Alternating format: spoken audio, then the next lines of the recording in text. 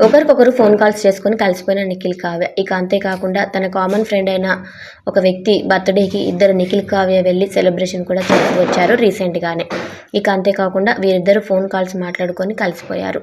ఇక షోలో I'm single అని నిఖిల్ చెప్పంగానే కావ్య కాల్ చేసి "నువ్వు సింగిలా?" అని అడగడంతో ఇక నిఖిల్ ఉండి షో పరంగా అలా చెప్పాను. మరి నువ్వు అలాగే ప్రవర్తిస్తున్నావు కదా పట్టించుకోకుండా. నేనెంత కావాలనుకున్నా దూరం పెడుతున్నావు అని వారు మాట్లాడుకొని ఇక కాంప్రమైజ్ అయినట్టు తెలుస్తుంది. ఇక వారిద్దరూ పాత జ్ఞాపకాలన్నీ గుర్తు చేసుకొని కలిసిపోయినట్టు తెలుస్తుంది. ఇక అలా కలిసిపోయి ఇక వాళ్ళ ఫ్రెండ్ అయినటువంటి బర్త్‌డే పార్టీకి ఇద్దరు కలిసి వచ్చి సెలబ్రేషన్ అవి కూడా చేశారట తన ఫ్రెండ్ బర్త్‌డేని. ఇక ఈ బర్త్‌డే పార్టీ కూడా వారిద్దరిని కలపడానికే వాళ్ళ ఫ్రెండ్ వాళ్ళు నిర్వహించినట్టు తెలుస్తుంది. ఇక వారిద్దరు ఫస్టే కలిసిపోయారు కాబట్టి ఈ బర్త్‌డేకి పిలిసి ఇక వారిద్దరిని ఇంకా దగ్గర చేశారట. ఇక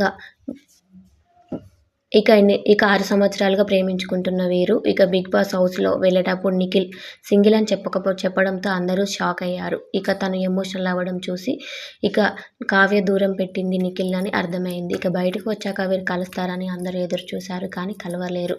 ఇక వీరు ఎప్పుడెప్పుడు కలుస్తారా అని ఎదురు చూస్తున్న వాళ్ళకైతే గుడ్ న్యూస్ అనే చెప్పుకోవాలి. Thanks for watching.